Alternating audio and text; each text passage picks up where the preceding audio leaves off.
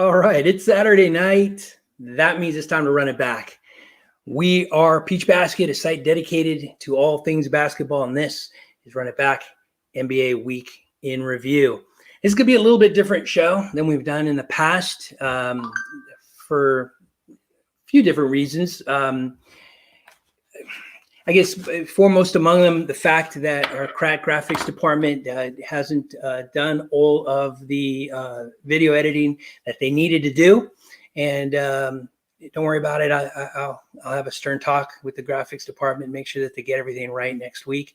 For those that don't know, I am the crack graphics department. So normally we would do some highlights and talk about the dunk of the week, the dime of the week. There were some incredible plays this week that we really wanted to show you, but again, not quite ready. So we'll probably make that a part of another show, or at least something that we put on another platform, probably YouTube, if you guys are interested in seeing that.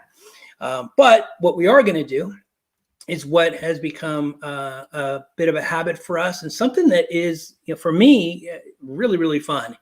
And that is go across the country and talk to normally writers with the Peach Basket. But today's going to be a little bit different show because, like I said, things are just a little off today, and that's okay.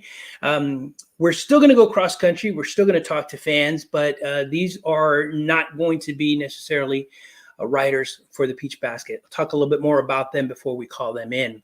But today, again, a little bit different than normal. We're going to start with me.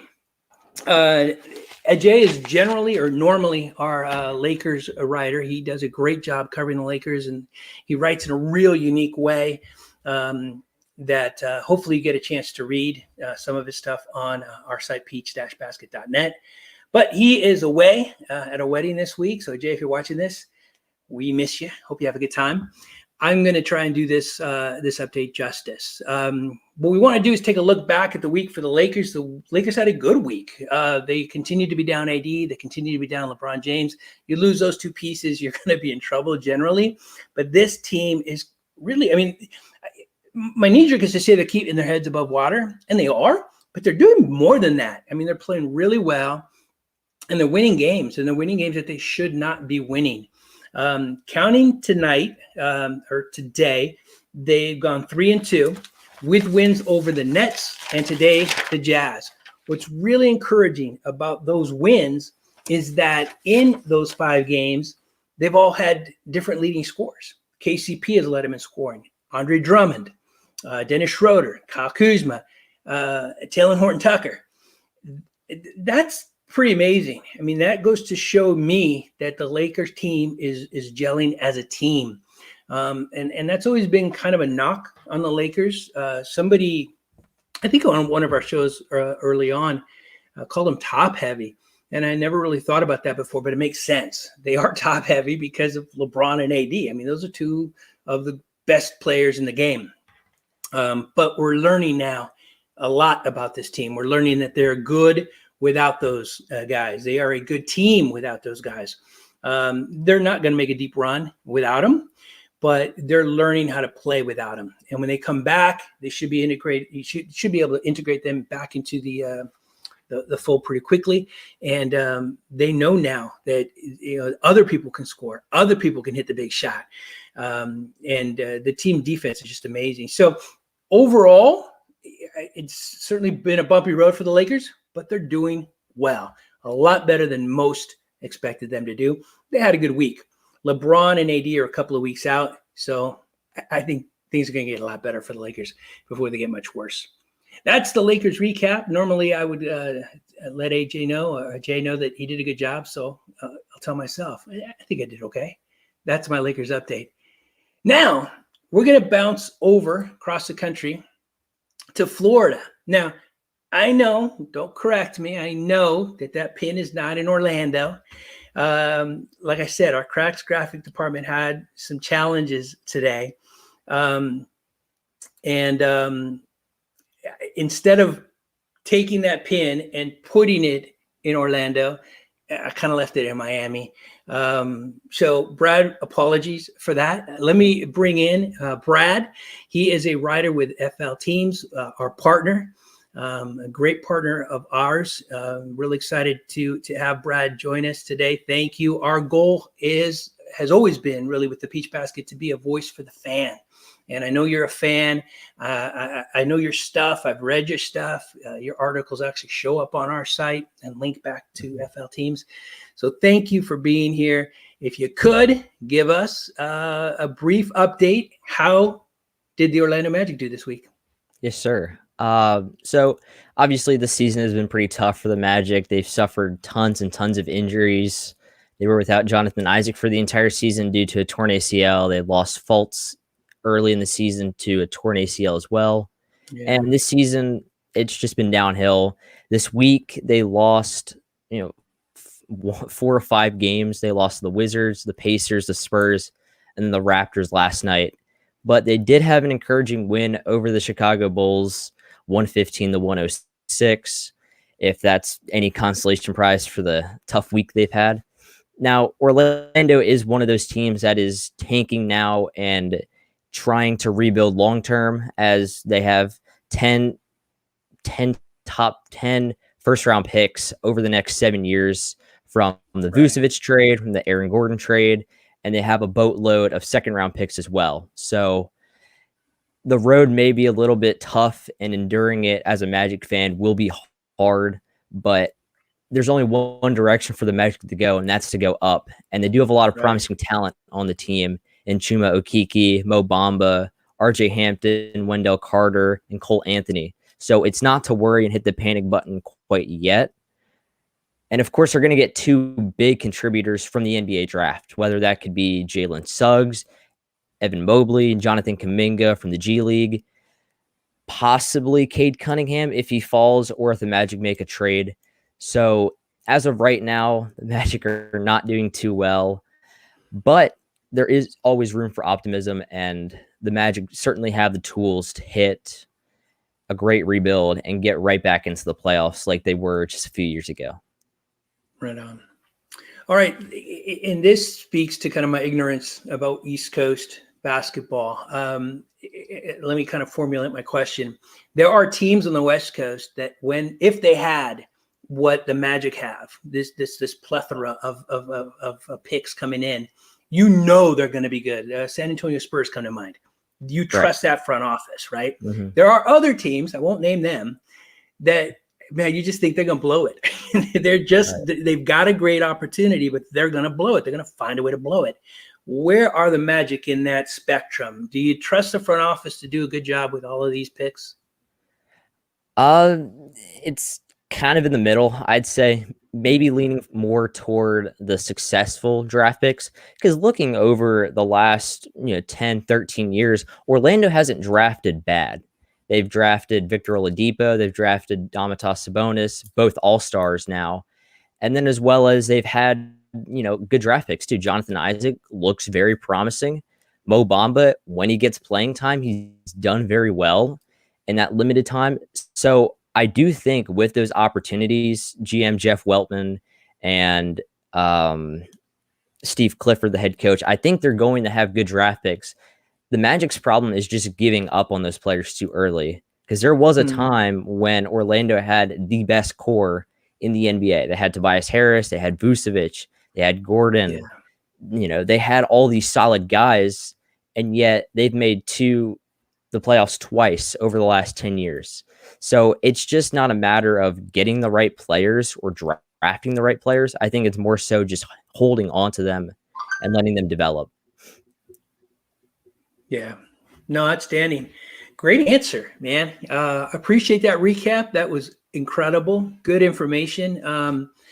One of the things that I have really enjoyed doing as I have kind of launched the Peach Basket was learning more about other teams and kind of almost having a connection to them. I feel a connection now to the Magic, and I'm excited to see how they're going to progress over the next couple of years. So I appreciate that. Thanks very much, Brad. I'm going to go ahead and stay in Florida. But Brad, we're going to bring you right back in just a little bit. But now we're going to bring in another member of FL Teams. Let's call him the member. of FL teams. He's been with us before. This is Isaac. Again, proud partner with us. Not that they're a proud partner. We're a proud partner of theirs. I'm very excited to have Isaac join us. Isaac, I'm going to see, and this is where my again, crack graphics department, I think is going to mess up, but I think this should show. No, it's not going to show. Yeah. So just imagine, if you would, a Heat logo, in the area there above Wyoming. I know it's not there, but if you could imagine it, I'd appreciate it. Isaac, give us the Heat update, if you will. Hey, Jose. So the Miami Heat, like I said, and I've been saying this, basically every time I've been on, up and down and up and down. And that is surprising for a Heat team that has a head coach of the caliber of Eric Spoelstra. Yeah. Eric Spoelstra hasn't had a lot of good looks this season. Nothing has sticked out about, any calls or timeouts he's made. And matter of fact, there's been calls that he hasn't made, and those have made him look bad. But the Heat this week, they've lost 3 out of their 4 games. Starting on Sunday, they did beat the Trailblazers. They beat them 107-98. But then they faced the tough teams. The Heat played the Suns and they lost. And they played the Nuggets and they lost. No Jamal Murray in that game, but the Nuggets, they have Nikola Jokic, Aaron Gordon, JaVale McGee, and others. They beat the Heat. And then last night's loss was one of, I think it was the worst loss of the season for the Heat. They lost only by 8, 119-111. But the team they lost to was a team that came in with the worst record in the NBA, the Minnesota Timberwolves. Yeah, you can't lose to them. And right. I know there was no Victor Oladipo, but the Heat haven't really had Victor Oladipo the whole season. So really no excuse to lose. So, up and down road for the Heat again. They lost 3 out of their 4 games this week. A few news stories to point out. Obviously, the biggest one in Heat Nation, Dwayne Wade, is going to have to say goodbye to the Heat for a few years because he's a part of the Jazz organization, part owner now, is going to help them with their moves. Obviously, Dwayne Wade, who's been on the Heat for the majority of his career, has got Jimmy Butler to Miami, Victor Oladipo to Miami. But that's not going to be happening anymore, as he's now going to be getting players to the Utah Jazz. Other stories to discuss, Tyler Hero. In the last 3 games, which are the last 3 losses for the Heat, he's averaging 6.3 points per game on 29% shooting, 8% from 3. 8% from 3. Wow. And before that, the prior 9 games, Hero was averaging 17.2 points per game on 50% shooting, 45% from 3. So the last 3 games, Tyler Hero is despicable. Where does this bring us? The Heat should have traded for James Harden. I am not one of the majority of the Heat fans that say keep Tyler Hero. I'm not that high on Tyler Hero, and that is actually pretty rare for a Heat fan to say. But either way, Tyler Hero has been disappointing in the last 2 games. Now, the Heat have a real test tomorrow. I doubt they win, but you never know. They play the Brooklyn Nets at 3:10. It's going to be tough. They are in Miami, but they're coming off a long flight from the West Coast where Jose lives. And some bad news, Jimmy Butler comes in as questionable. So who knows where the Heat, are going to go in these next few games. Oladipo won't be back anytime soon. Look, the Heat, are running out of options. They signed Dwayne Dedmon. There's only so much someone of his caliber can do.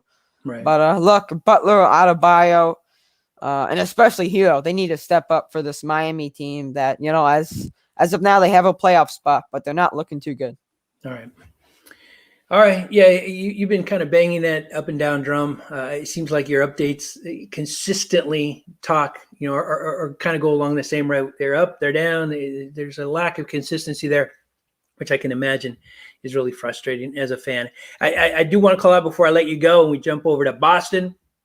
Losing Dwayne Wade is hard, and I get that. That's the same exact feeling that a lot of us in LA felt when Pat Riley, the orchestrator of Showtime, went to Miami, right? It just didn't seem right. It didn't fit. but obviously he's done a great job in Miami, and let's see what Dwayne Wade can do in Utah. Appreciate the update as always, Isaac. Thank you. We're going to jump over, and I think this pin will work, to Boston and welcome in Sam. Sam comes to us through Isaac, so grateful to that. Not a part of FL Teams, but somebody that knows a little bit about the sports platforms that Isaac and I have worked on in the past. And Celtics fan from Boston. Sam, appreciate you taking the time, honestly. I know we've got 33 some odd writers with the Peach Basket, and the majority of them are Celtics fans. I shouldn't say the majority of the writers, but the most writers we have are Celtics fans. There is a legion of fans throughout the country for the Boston Celtics. And I know kind of, what's going on with them. They seem to be a little bit up and down as well. But I didn't follow them as closely this week as I'm sure you have. So give us the update. How was the Celtics week this week? Yeah, absolutely. Well, first of all, I appreciate you having me on, Jose. And yeah, when it comes to the Celtics, you hit the nail on the head. Similar to the Heat, it has been a very up and down, inconsistent, and frustrating season for Boston, especially with the standards so high for the Celtics team, a team who has made the Eastern Conference Finals in three of the last 4 years, but just haven't been able to get over that hump and make the NBA Finals. However, with all of that being said, the Celtics over the last week have actually put together, or over the last week and a half, I should say, have put together a 6-game winning streak. And in the past week, they had that great comeback win against Denver, a quality opponent last week. And that was before Jamal Murray, of course, unfortunately suffered that injury. And then they beat Portland in a nail-biter earlier this week. Then they defeated the Lakers. Of course, the Lakers were undermanned, but still, always big to win that Boston-LA rivalry game. And then tonight, about less than an hour ago, the Celtics beat the Golden State Warriors in a thrilling game, actually. So this has been a wildly successful West Coast road trip for the Celtics, and they'll now return home.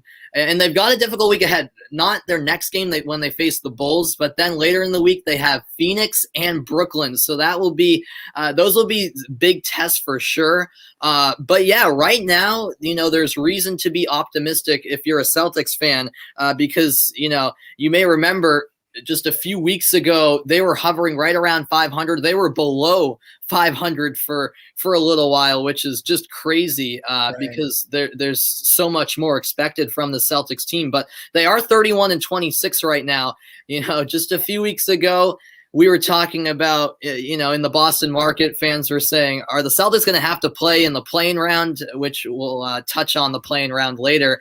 And now all of a sudden, it's a Celtics team who are fourth in the East. And now all of a sudden, home court advantage is a real possibility in the first round, which is more of what we expected from Boston. They probably won't catch the Bucks because they're 5 games back of the Bucks, but it's definitely a realistic goal for Boston to finish fourth. And Jason Tatum is someone I want to highlight because he's been playing his best basketball lately.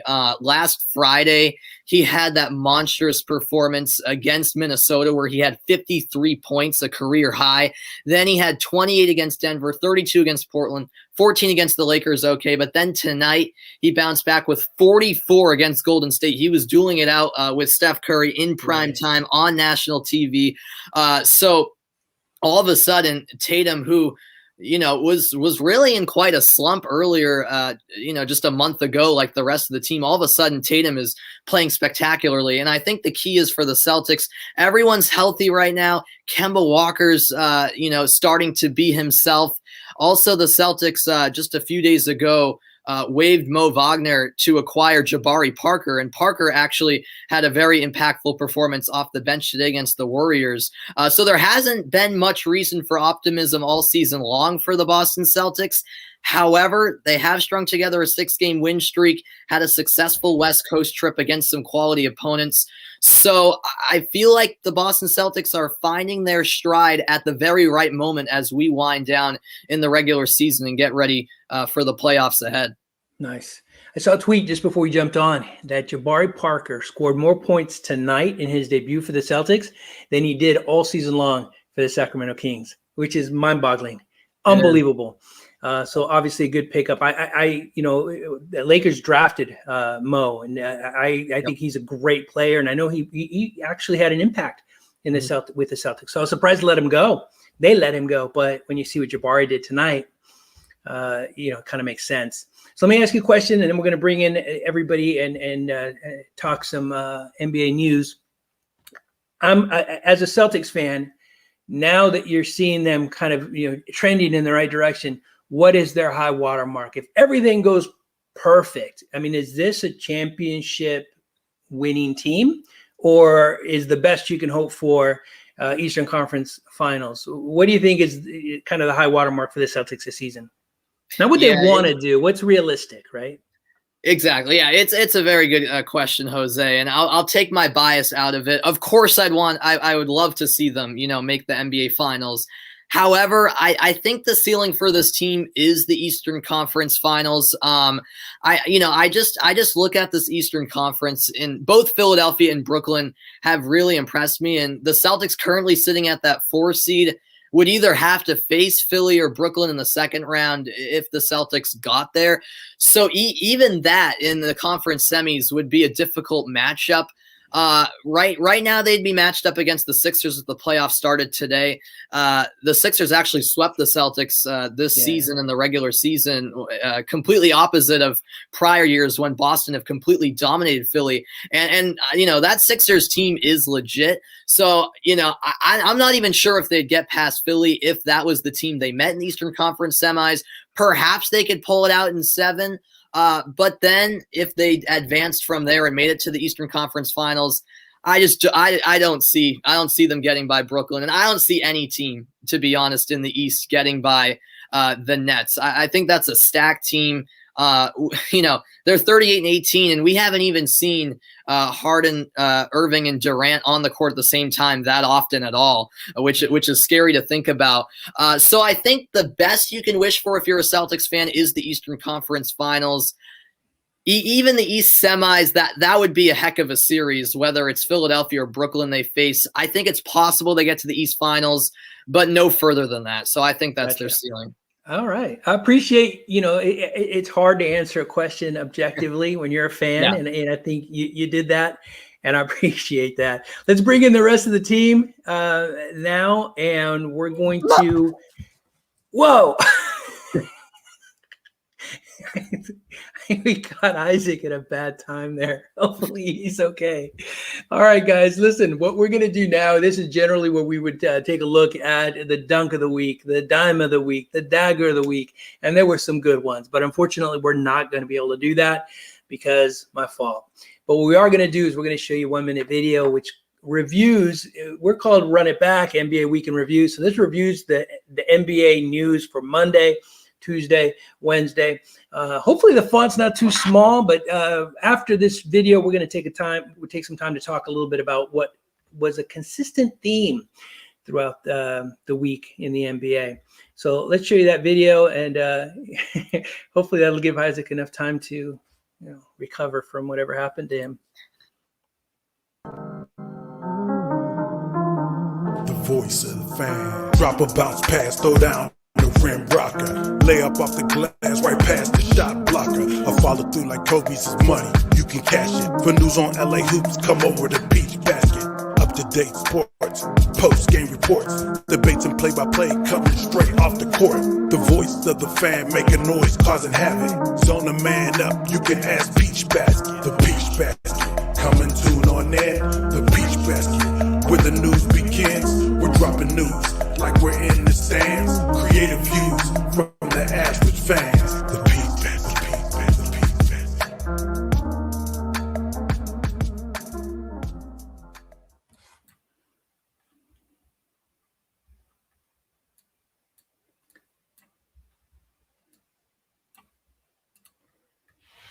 All right, still no Isaac. That's okay. Let's talk.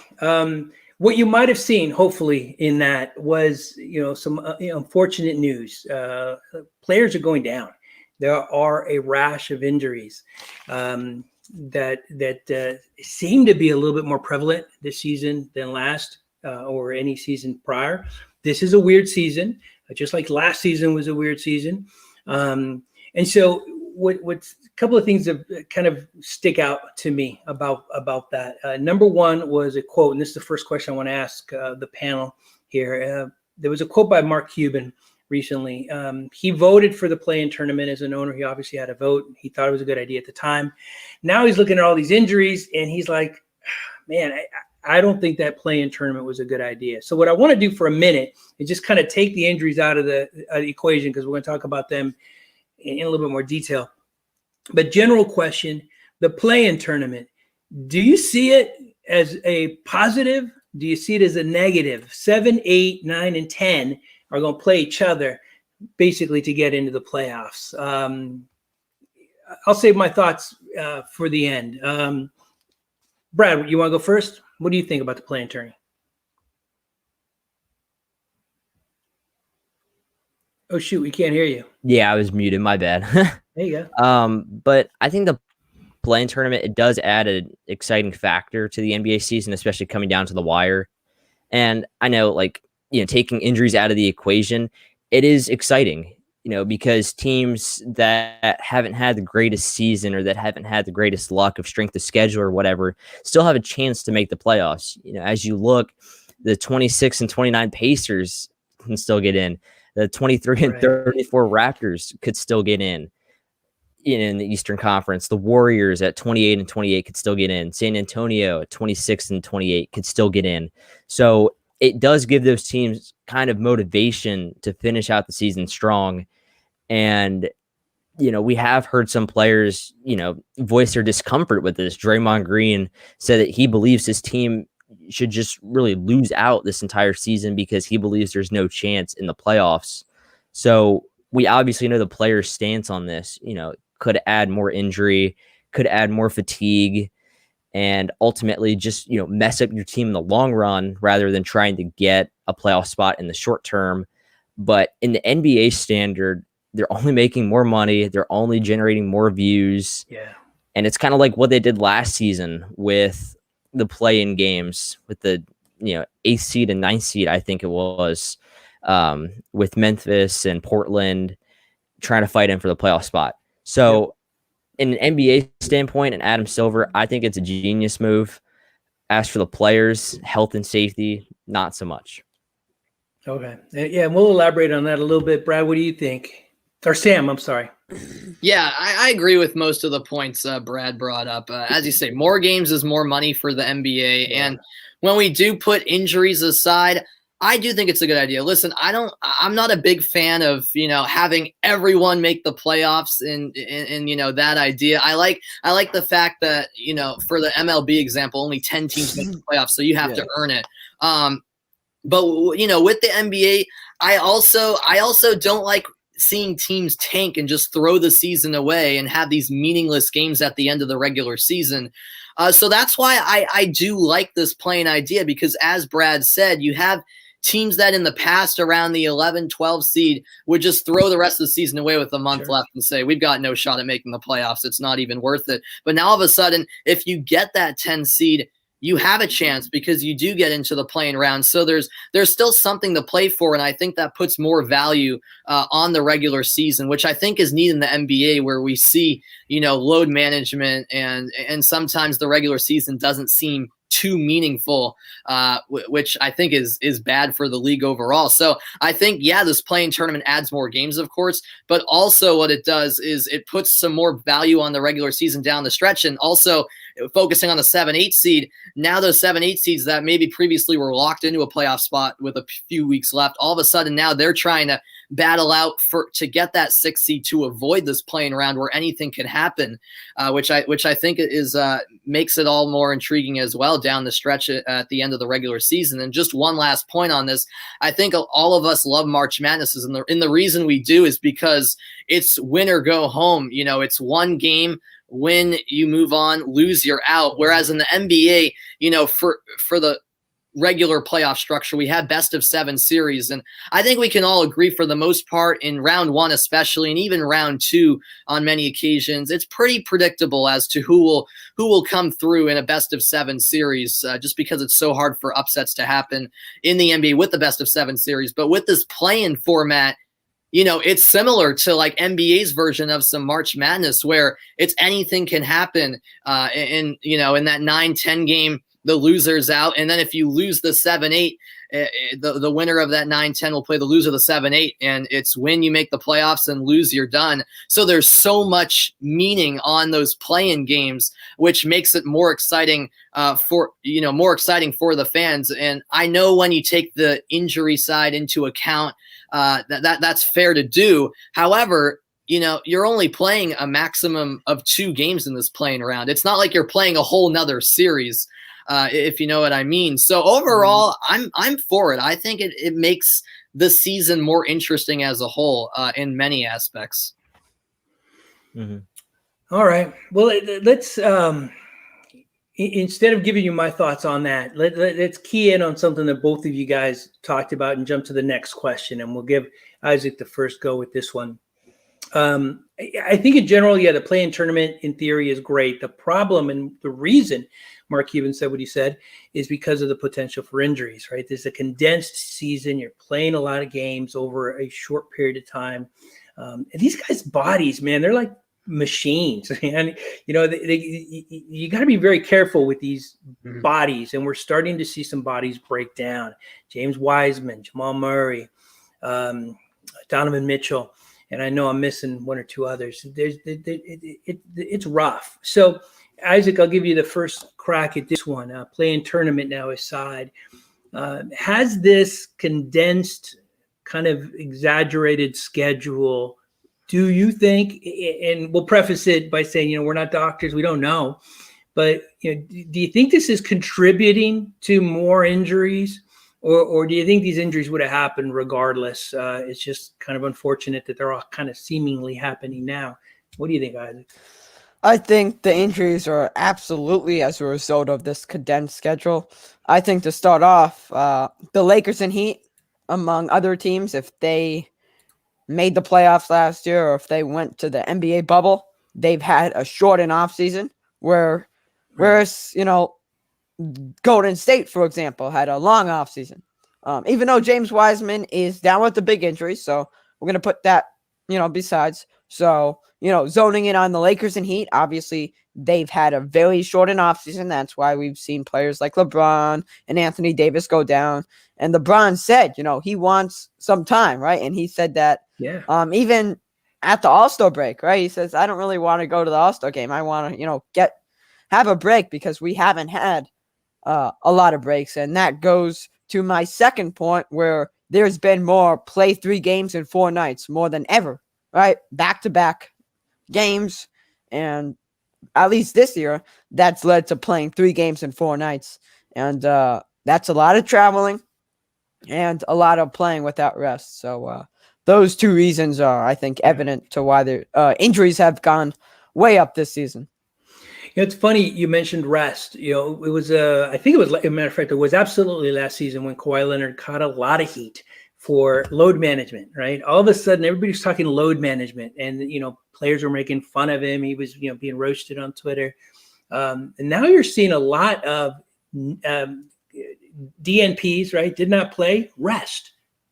You're seeing a lot of players that are taking extended amounts of time. Kevin Durant was out for a very long time, probably longer than he needed to be, because he wanted to take that time. He wanted to rest his body. LeBron, who you brought up, Anthony Davis. There are others. I'm not saying that that they should be out playing. I'm not saying that at all. I'm just saying that you're seeing players take extra time now because this is a weird season. So, and I do want to also bring up the mental aspect. I know that doesn't relate to injuries, but Kyrie Irving, for example, lack of rest, more injuries, but also the mental part of your body. And that's what we've seen happen with Kyrie Irving, who took a long break because of his mental health. And after that break, his stats were amazing. So that kind of relates to this conversation. Great point. And something, the whole time I've been watching basketball, a long time now, I never thought about the player's mental health until last season. And it was Paul George when he brought it up in the bubble. And I never thought about it, but here they are. You can, yeah, they were in a luxury resort, but they couldn't move. They couldn't go anywhere. And Paul George said, it really impacted his mental health, which was just amazing, because you grow up with these guys and you just look at them as superheroes, and you forget that they're human. They do need some time off for a lot of different reasons. So I agree with everything y'all said, and I agree. I think unfortunately we're seeing a rash of injuries because of this condensed schedule. Hopefully we get to the end without too much more damage done, and hopefully the folks that are hurt come back quickly. I'm going to finish with this. This is the kind of the question of the day. Generally, we ask y'all to respond quickly on these. I don't know that we have to worry too much about it, but I don't want to talk a lot because we go down rabbit holes about this. We're going to ask a very opinionated question, or, I think a lot of our answers will be opinionated. But here's the question. I found a quote recently from Jerry West, the logo, about Luka Doncic. And Luka Doncic is the subject of the question because he was the recipient of, unfortunately, we're not going to get to see it, the Dime of the Week, the Dagger of the Week, and the Dazzler of the Week. That's a good tease. Hopefully, we'll have links somewhere that you guys can find those videos if you haven't seen them all. But he had a phenomenal week. He's a phenomenal player.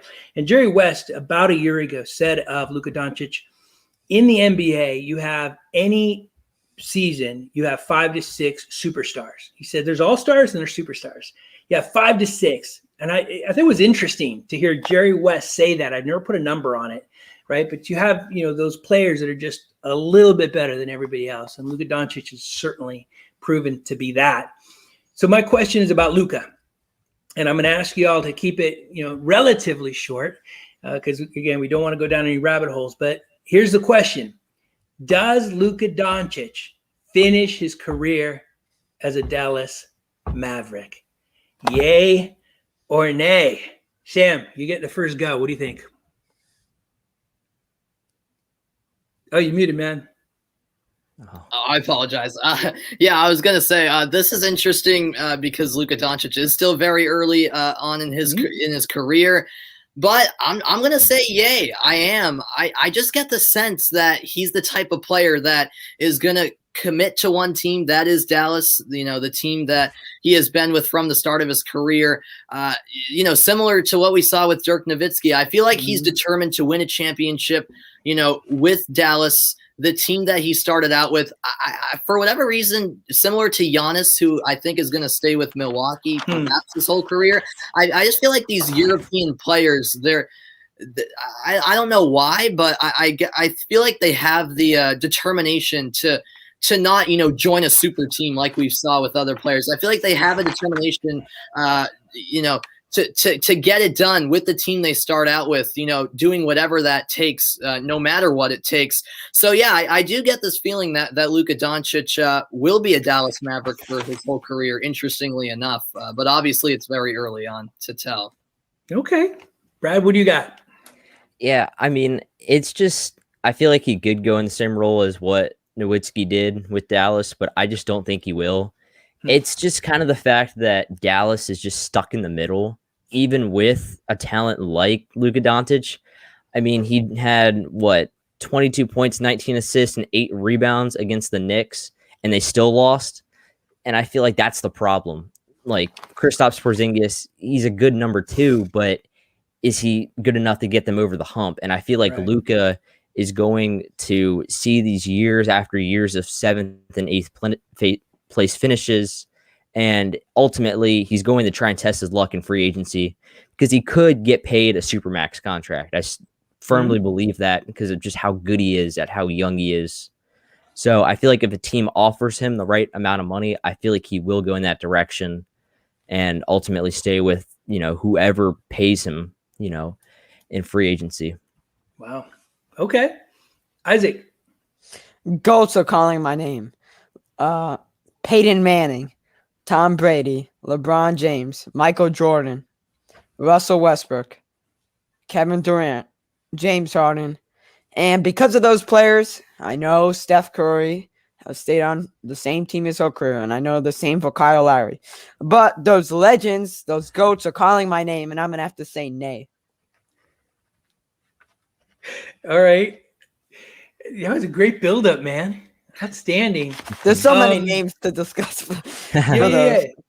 Hey, listen, I'm fascinated by the prospect, right? My knee jerk really is the same as Sam's. He learned from Dirk Nowitzki. That was kind of the mold.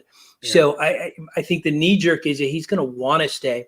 But Brad's absolutely right, man. If you're stuck in the middle, there's nothing worse than being good enough to make the playoffs, but not being good enough to compete in the playoffs. And as a player, I think that's going to wear on somebody. And there's, again, a lot of money to be had. Obviously, the team that has you can pay you a little bit more. But again, I think at the end of the day, these guys want to win. They want to compete. I think the Mavericks have got to get they've got to upgrade their roster. Porzingis is a unicorn. He's an amazing player, but he is not enough. And I think if they can bring in more people, I think he would want to finish his career in Dallas. But if they don't, and they spin their wheels 7 or 8 year after year, yeah, I think he's gone. But it'll be interesting to see how it plays out. All right, man. Outstanding. This was really fun. I appreciate you guys taking the time. I know we pulled you in at last minute, so thank you. I do want to say a little shout out to Ajay, who's normally with us, Ryan, Renee.